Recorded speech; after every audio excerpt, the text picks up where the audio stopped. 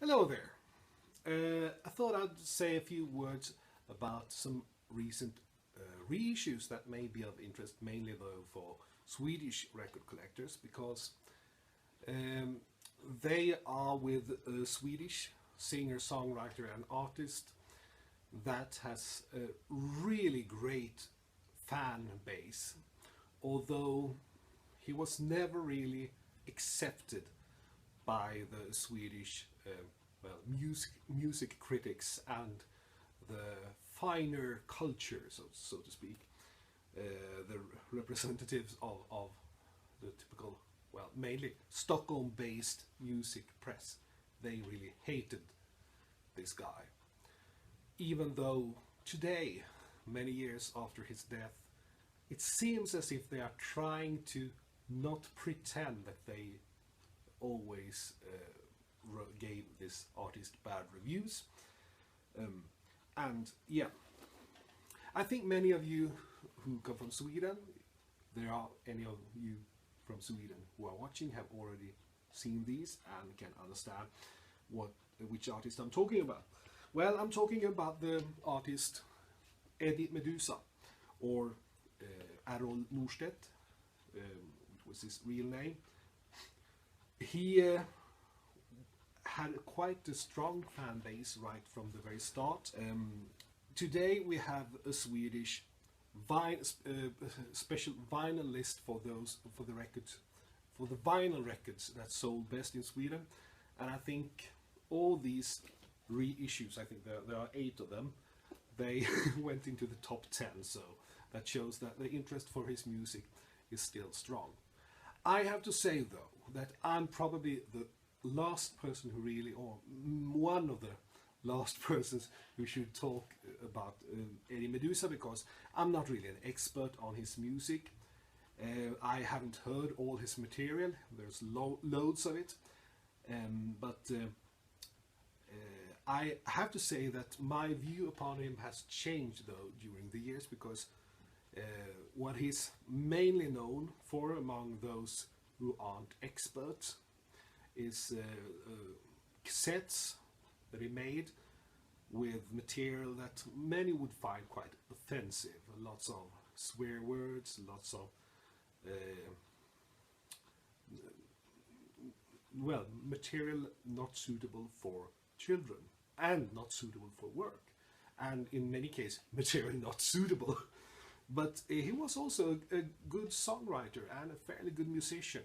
He played most of the music instruments on his records, and he really tried to become famous for his serious songs. I think he wanted to be a Swedish answer to Neil Young or something like that.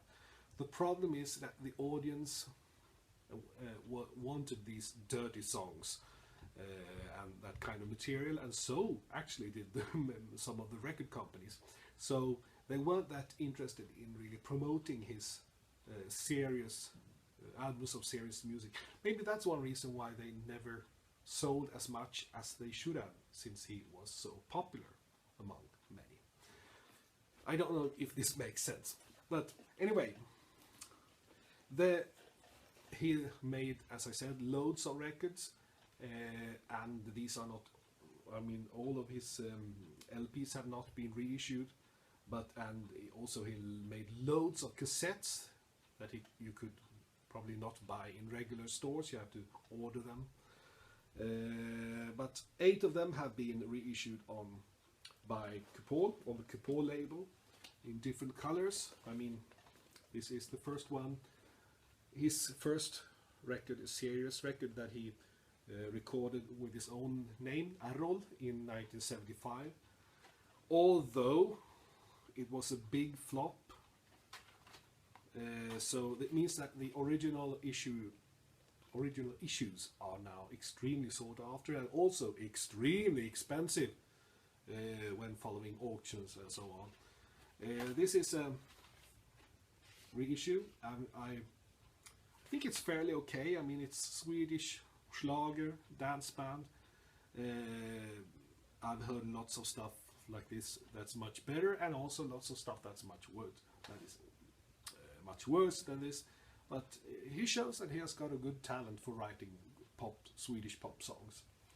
So, but after he issued this, and it didn't go well at all, he started to issue some cassettes that made him almost infamous. And he found his stage name Eddie Meduza in the late 70s, I think.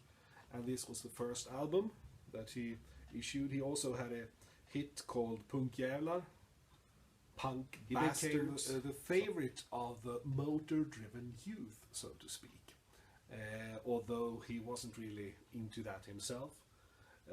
But became quite good at making straight rock and roll, but also he made some fair attempts in other genres. One of the less serious songs on this record is a song called Disco Burp, which shows that he didn't really like disco, but the main idea of it was burping. Yeah, this one's called Gas in the Botten. This one's called Garage Taper. You can see here that he had looked a bit on Frank Zappa when he was inspired for this cover. This is one of the cassettes that wasn't issued on vinyl back in the days, but this reissue has been available in the vinyl format. Whisk the Fool Away, Ain't No Cadillac, and this is his last LP that was issued in 1990 originally. You Ain't My Friend, his divorce record, I think I've seen it being called that. He kept on making new material up until his death in the I think he passed away in 2002, so those of you or those who want to be completist when it comes to Eddie Meduza, they have quite a lot of material to dig into. I have to say though, after listening through these, that yeah, when he made his serious attempts to serious pop music, it was quite good. I wouldn't call him a genius, but still I would call him a very talented songwriter, but maybe sometimes focused too much on this other persona with all his fart and burp songs and stuff like that. He had big problems with alcohol for many years, and which probably was one of the reasons why he passed away quite early. You have to give credit though, because he never really cared that much about what other people thought. He said, even if I make the best possible music with them, even if I make really great serious pop music, still the music critics will hate it because they mainly know him for his not so serious songs.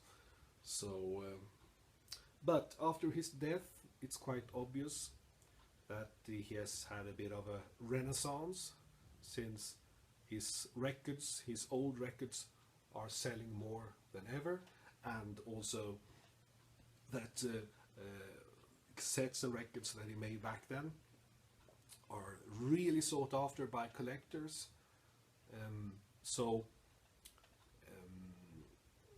I mean, like the first album I told you about, I mean the prices for it when it's up on auctions is insane, really insane, and quite high prices for most of his material, because there are so many collectors out there who want his material.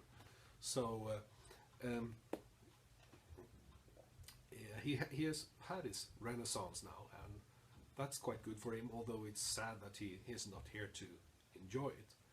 So and now of course the big record company Sony Music has reissued 8 of his original albums in luxurious colored vinyl with extra material on.